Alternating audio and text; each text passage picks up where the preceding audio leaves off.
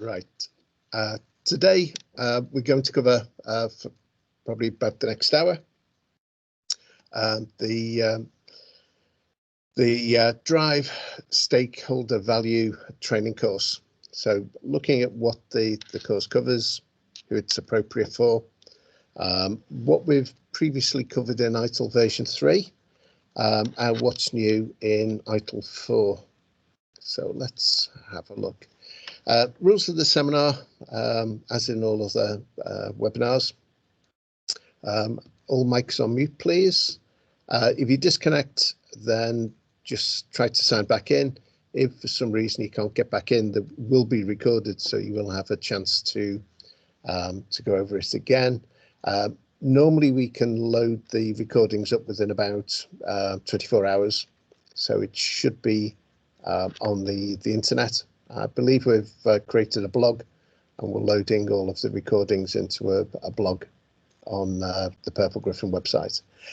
If you have any questions you want to ask during the webinar, feel free to use the chat facility, and Bob and Debbie, who are both online, still online hopefully, will be able to answer your questions. If there's something which neither of them can answer, which I doubt, then I'm happy to answer them at the end, or to go away and find an answer for you and get back to you at a later date. So Purple Griffin, for those who haven't come across us before, we're an ATO, accredited training organisation with Axelos, and we've been operating in the ITIL training market for about 18 years now. We're UK based, we offer over 300 courses, so we offer a lot more than ITIL. We offer Prince 2, we offer SIAM, ITAM, VeriSM, you name it, we offer a course in virtually everything. And we do operate worldwide, so we have customers in Europe, Asia, United States, Africa, even South America. None in Antarctica yet. So this is me. I'm Steve Lawless. I'm a trainer consultant at Purple Griffin. I've been working in IT for over 40 years now, as you can tell by the grey hair. I've been working with ITIL for about 30 years. So I've been involved in ITIL version 1, version 2, version 3, and ITIL 4, not to be called ITIL version 4. The reason they've dropped the version is that ITIL 4 is aligned with the 4th Industrial Revolution. Okay, so until the 5th Industrial Revolution comes along, we'll keep calling it ITIL 4. I also train in VeriSM, DevOps, ITAM, SIAM, and in artificial intelligence at a foundation level. So Drive Stakeholder Value. Why is it not called Drive Customer Value? It's because there is more than just the customer. We now in ITIL 4 talk about consumers, and consumers can be users, customers, sponsors, and stakeholders could be shareholders, the government, unions, so that there's more than just the customer. So the idea is to drive value for all of the stakeholders as appropriate. So the ITIL 4 course, it's a 3-day course. It's available as a self-paced online course where you can self-study over 90 and 150 days. I think the 2 course offerings are. Or there's a virtual course offering, which is over 3 days.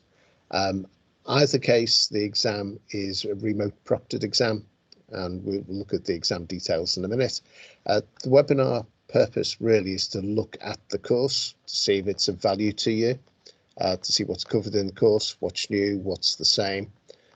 Although we didn't have Drive Stakeholder Value, we did have relationship management, and a lot of the practices we talk about in Drive Stakeholder Value were there in ITIL version 3.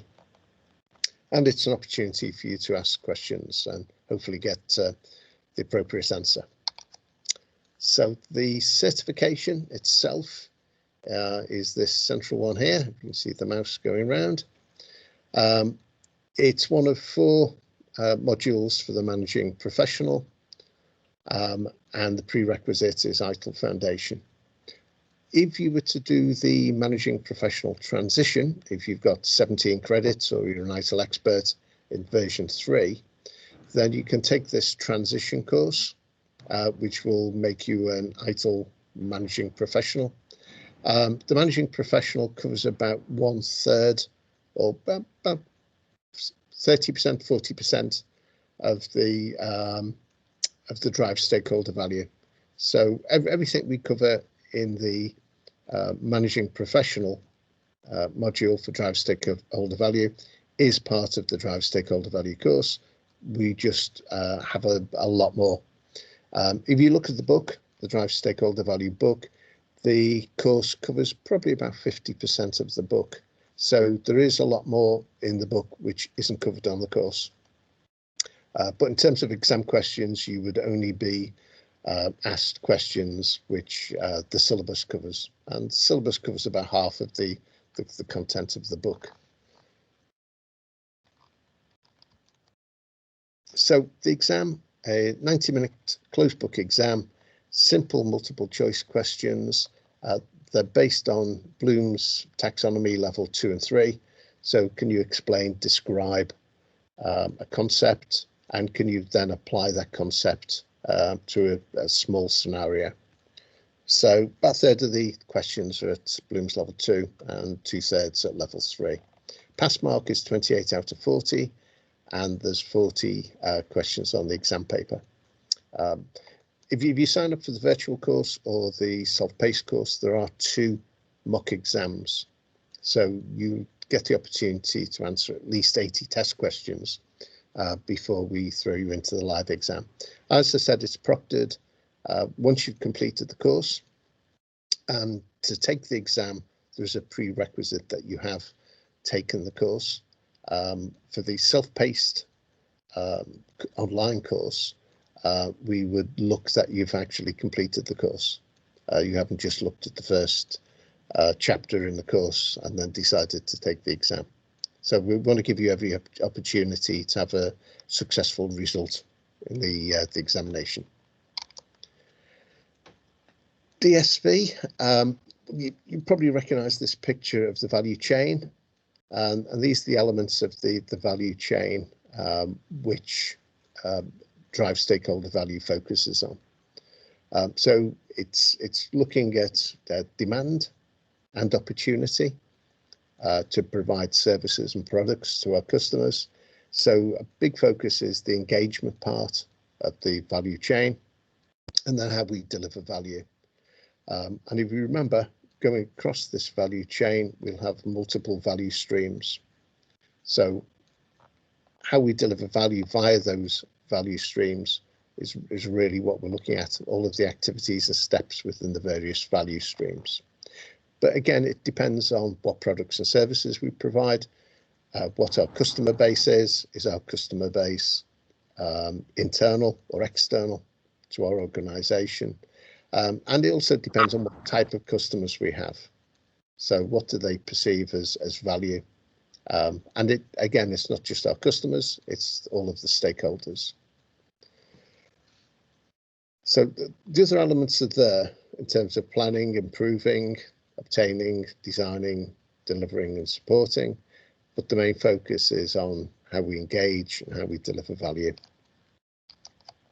Okay. So if you come on the DSV course, as with all of our courses following on from Foundation, we'll have a quick summary of what was covered in Foundation. So in terms of the value system, the SVS, the value chain, and the 4 dimensions.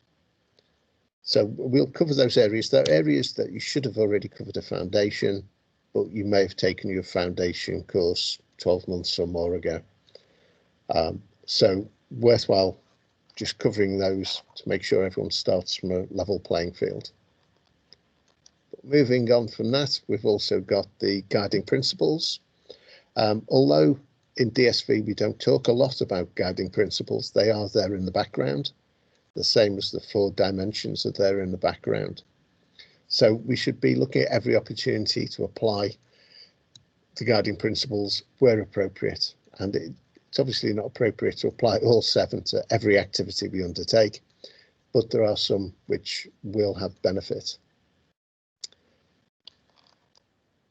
Okay, so this is the main concept of drive stakeholder value. This is what the course is based on, and it's called the customer journey. And there are 7 steps to the customer journey, from exploration, from customer's perspective in terms of who's in the market, offering what products and services that we may be interested in, and looking at it from a service provider's perspective, which customers are out there, and who should we target, who can we target, how can we target them, in terms of exploration, right through to benefits realization. If you look this where we've got customer service provider, you'll see what we've got, these dotted lines called lines of visibility, and this is the area where that we can see each other's organization and capabilities. So as a service provider, we can see this much of our customer, and as a customer we can see this much of our service provider. Beyond that line of visibility are the background operations, background tasks, and the band of visibility, the bit in the middle, this is where all of our touch points exist, where all of our service interactions between customer and service provider happen. And there will be multiple touch points across the customer journey.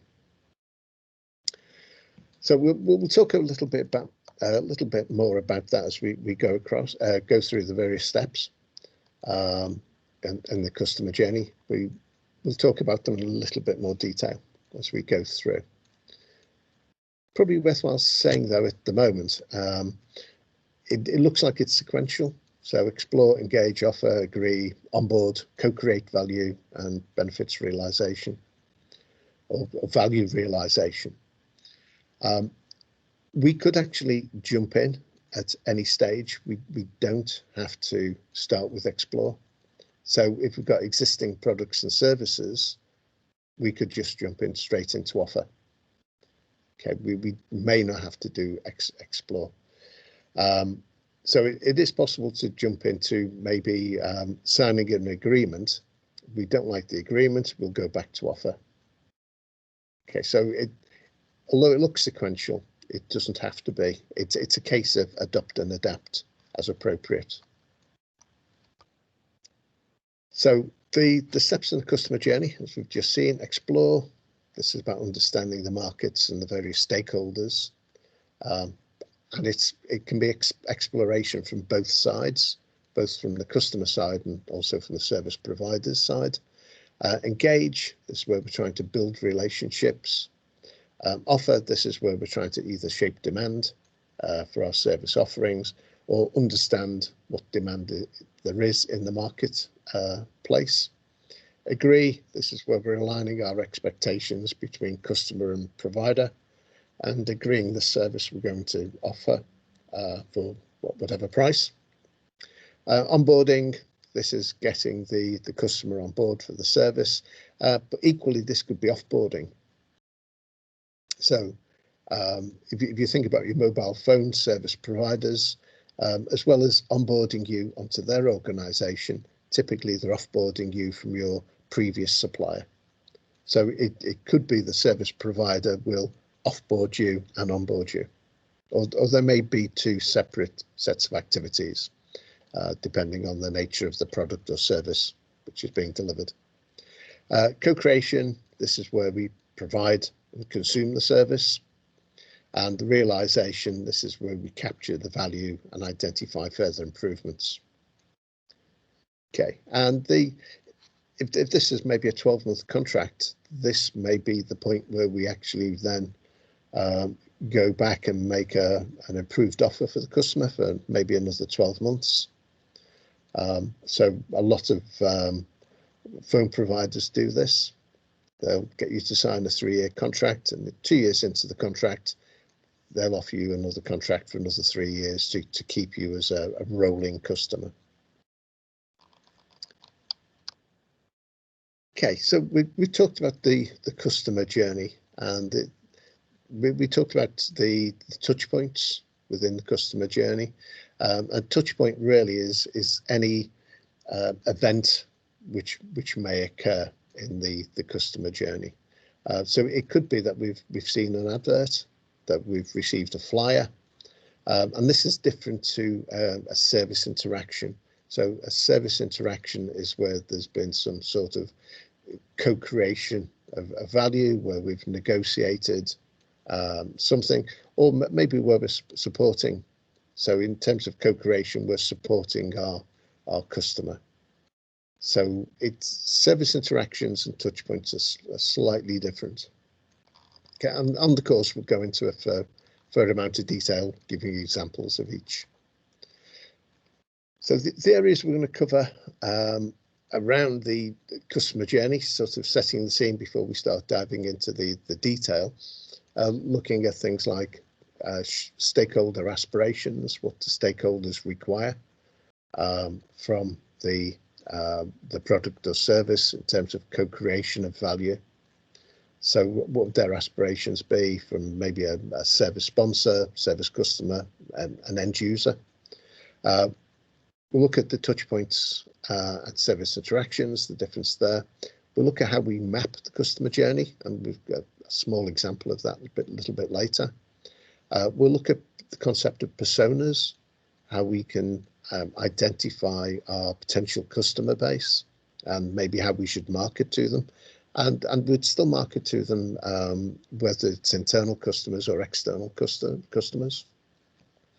We'll look at various scenarios in terms of internal service provision and external. We'll look at the customer experience, understand what customer experience really means. We'll look at design thinking as a concept. We'll look at where we can leverage behavioral psychology in terms of managing our customers' expectations, and how we can successfully deliver services and identify value as being co-created. We'll look at different cultures, so how we could design services for different cultures, so that the service we may design for a millennial maybe not be suitable for a baby boomer generation.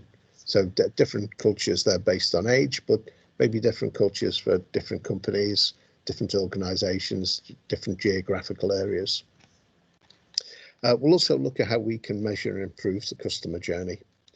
So how we can identify improvements and build those improvements into future journeys. So the concept of the customer journey wasn't really detailed in ITIL version 3 as it is in ITIL 4, but the customer journey still happened, whether we recognize or whether it was documented in ITIL or not. So customers were completing this journey, and really the focus in ITIL 4 now is about identifying that how you deliver a service is equally as important as what you deliver as that service. So it's about walking in your customer's shoes. It's about understanding their aspirations and expectations. It's not about delivering value to your customers. It's about co-creation. It's about working closer with your customers. And the customer journey is defined as complete end-to-end experience, and includes all of the various touch points and service interactions within the various steps. So we talked about stakeholder aspirations. We can define those. We can look at how they apply to the various personas, which we can create. So we could have someone who's an influencer, or someone who's a buyer, or someone who defines the service that they're looking to procure. We can look at the various scenarios in terms of internal, external customers, individual customers, corporate customers. We can identify journey maps, and we can create service blueprints. So there's various stages that we can actually take from aspiration to a live service that we can resell. Okay, so let's have a look at an example of a customer journey map. We have our 7 steps, explore through to realization, and we can identify what we should be doing, the various activities within those steps. We can identify the various stakeholders, which in this case we've created 3 personas of a sponsor, customer and user, are all consumers of our service. We can look at our service provider teams, which might be account management, it could be relationship management team, it could be the service desk. So we can define our teams and roles there, maybe a BRM or a service delivery manager. And we can look at the various activities, the experience that the customer's gone through within the customer journey.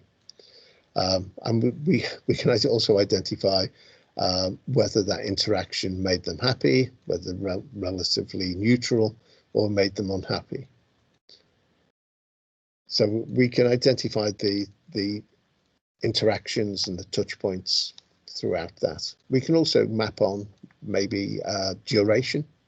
So in terms of a new customer, typically we're looking to do 12 days exploration, which may be marketing, building the relationship, in this case 16 days, 62 days to come up with an offer, okay, 3 days to agree it, 23 days to onboard the new customer. And hopefully from there it's an ongoing relationship with the customer. Okay, so this is just an example. If it's a very simple relationship we have with the customer, the timescales are going to be a lot quicker, and the number of touch points we have may be fewer, and the service interactions will be fewer as well. Okay, so let's go into a little bit more detail. So we'll start with explore.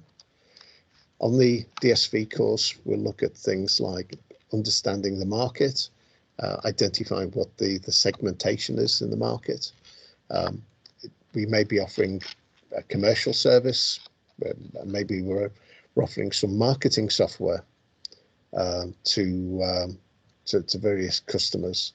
And we're looking at maybe at agencies, we're maybe looking at individual consultants, we may be looking at large marketing teams in corporate enterprises. We can then look at, in terms of the market segmentation, whether it's characteristic based or whether it's needs based. So if it's needs based, we may have different service offerings we offer these customers. So we look at the marketplace and also the market space. The marketplace is the physical place, and market space is typically the internet. So how we offer our services might be via Twitter ads or Facebook or something similar. We'll also look at things like personalizing services and profiling. So profiling our customers in terms of where they operate, where they look for advice and guidance. We'll also look on the course at targeted marketing. So how we market to individuals in terms of spear phishing. Although that has a negative connotation with cybersecurity, we could look at how we actually target maybe individuals or particular types of organization. We'll look at the importance of brand and reputation, and the risks associated with maybe gaining a poor reputation for some reason. We'll also be looking at things like the triple bottom line. So looking at social, economic, and environmental impacts in our offerings. And we'll also look at internal and external factors. The golden circle is really about understanding your customer, because typically we know what the customer does and how they do it, but really at the heart of it is why they do it. So if we're looking to market to customers, we need to understand their reason for existing. Okay, their DNA. Okay, so second step, engagement, and in this area we'll be looking at concepts such as mutual readiness and maturity and how we would assess that. We'll also be looking at how we build service relationships with our various customers, whether they're internal or external. So we'll look at things like basic relationships, maybe where we're selling or delivering commodities or a service which is deemed to be a commodity. We'll look at cooperative relationships, and we'll also look at partnerships which move sort of beyond cooperative to collaborative working, where we've got joint benefit. So it's a win-win or a lose-lose situation. So we're collaborating for to derive joint value. We'll also look at how we manage suppliers and partners, because we may not be delivering a service ourselves. So we may be in a service integration and management relationship, maybe as the service integrator. We'll look at how we analyze customers' needs, look at how we can communicate and how we collaborate. So looking at those touch points, who we should be communicating to, how we should communicate. And we'll look at the relationship management practice. And the relationship management practice, as with all practices, at the base of them, we have the 4 dimensions. So we'll have suppliers and partners, we'll have processes and value streams, we've got information technology, and for the life of me, I forgot what the other 4th dimension is. Information and data. Oh, Steve, it's organisations and people, the one you mentioned. That's the one. I joined 2 up together. Okay. Thank you, Bob. We'll also talk about trust, and trust really is a combination of capabilities, so showing that we have the capability to deliver, we've got the commitment to the relationship, and we're showing consistency in terms of how we deliver and support services. So we can develop mutual trust in terms of relationships. Moving on to step 3, we have offer. And in this area on the course, we're looking at how we design those service offerings. We're looking at but previously we've looked at the customer experience. Now we're looking at the user experience. So we can delve down into that area. We're also looking at concepts like lean thinking. So identifying and removing unnecessary waste in terms of how we deliver a service. So we're engaging with our customers. We'll look at concepts such as user-centered design, service design thinking, and service blueprinting. We'll also be looking at how we design our service to onboard new customers smoothly, efficiently, and also looking at how we can sell and obtain the service offerings. So looking at it from both perspectives.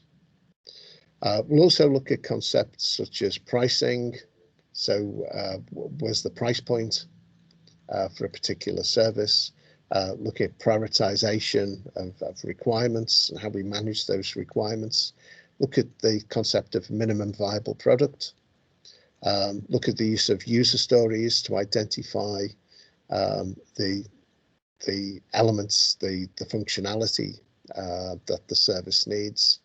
And we'll also look at things like utility and warranty. We'll touch on business analysis. We won't go into depth in this area on business analysis as a practice, but we will touch on the concept of business analysis. And what we've got on the right hand side is POP. So preferences, outcomes and perceptions, and that is the basis of value, as well as the utility and warranty of a service. If our customer can achieve the outcomes they want to achieve, and they have a good perception of us as a service provider, and we've met their preferences, maybe in terms of price point or functionality, then our customers should identify value in that relationship.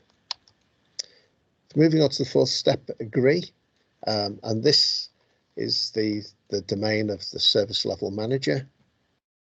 Typically, we'd see that in version 3, in terms of negotiating and agreeing the services, and also agreeing what will be delivered for what price, when it will be delivered, and how it will be supported. Okay, so a lot of that involves planning. So it's in terms of planning, we're looking at how we can actually co-create the value, working with our customer. We look at the various interaction methods. In terms of negotiation, we'll look at how we can agree the utility and warranty and the experience, and how we can document that within the service level agreement. And we'll also look at service level management as a practice, taking it from service consumer needs right through to signed agreement, and how we can actually manage expectations. So it's about trying to understand how we get from expectations to that agreed and signed service level agreement. Okay, moving on to the fifth step, we've got onboarding.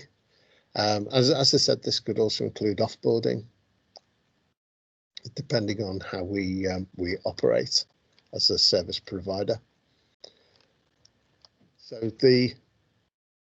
we'll be looking at the key activities within onboarding and offboarding, the various stages of onboarding a new customer and offboarding an existing customer. We're looking at the importance of planning in terms of users, onboarding customers, and also the user base.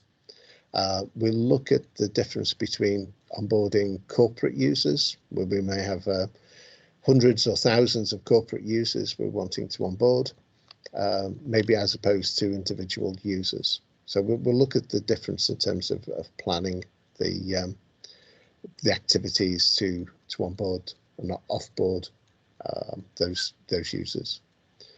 We'll also look at user engagement channels and user delivery channels, and how we can develop those in terms of onboarding and offboarding.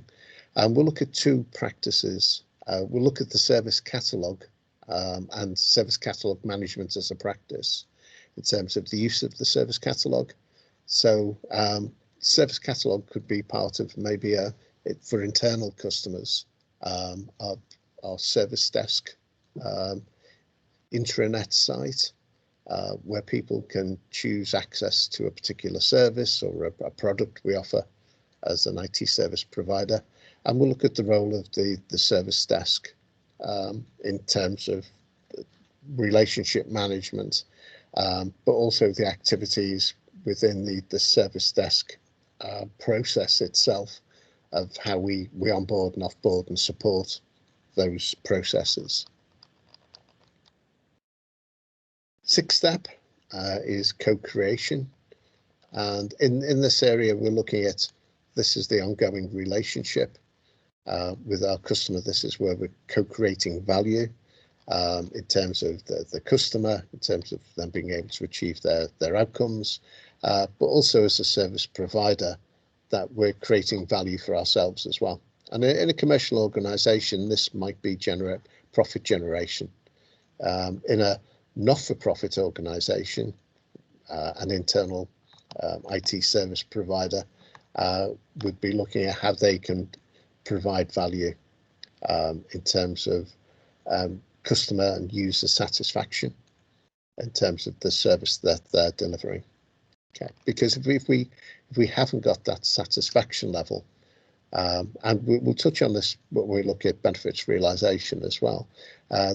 There is the chance that our customer base may go out and acquire their own services, and we'll end up with shadow IT within the organisation, which hasn't been approved and isn't supported and managed by the IT department. Okay, so we're looking at this continual value co-creation. So the areas we'll cover in this step is really from how users can request access to the services through things like request management, which used to be called in ITIL version 3 request fulfillment. Although the process never fulfilled anything, it was just about how they manage the requests. So I'm glad to see in ITIL 4 it was finally renamed to service request management. So we'll look at service requests, the service desk and the role. So we're carrying on really from the previous step. We'll look at the concept of intelligent disobedience.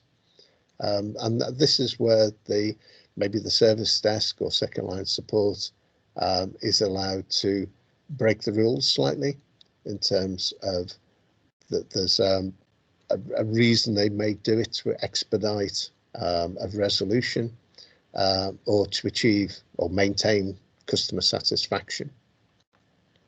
We look at things like triage as a concept of how we handle incidents and problems.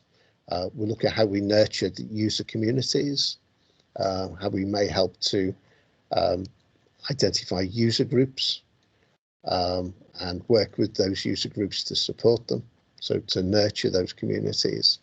We'll look at the concept of customer and user feedback and the difference between feedback and customer and user satisfaction in terms of understanding the customer's requirements, which is different to users' requirements. User wants a service to be there, they want performance, they want the service to be there when they need it. We'll also look at customer service management in terms of fostering a service mindset. And this is down to attitude, behaviour and culture. And a culture is made up really of shared values and beliefs. Which takes a lot longer to nurture and develop. Attitudes and behaviours we can quite quickly change in relative timescales. We'll look at moment of truth as a concept, and moment of truth really is it's the wake up moment. It's where there's a contact between service provider and consumer, and what we're looking for is a positive moment of truth that the client's expectations are being met and there's satisfaction in the service that's being delivered. Okay, and we move on to the seventh step, which is the realise. So this is where we realise value for the service provider primarily, but also for the customer. So we're looking at how we can assess and report on value realisation, whether it's via a dashboard or whether it's in various reports or in terms of presentations. So the areas we'll look at here really are around the customer and user experience. So how we can track customer perception. We can understand what the perception was and has that been met. We can track service usage. So we'll be looking at how's that done.